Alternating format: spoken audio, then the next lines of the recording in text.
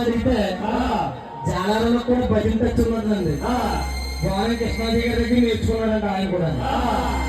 నేను అలసిపోయి ఉన్నాను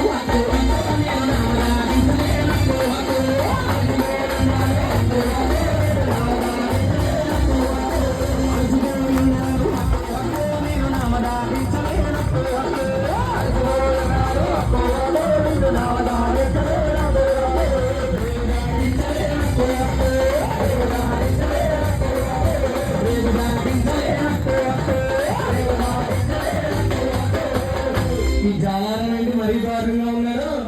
రమేష్ స్వామి నా బిడ్డ ఎంతో ప్రేమగా పిలిచాడని మళ్ళీ అడుగుతున్నాడండి అమ్మవారు. పుట్టుపోతుంది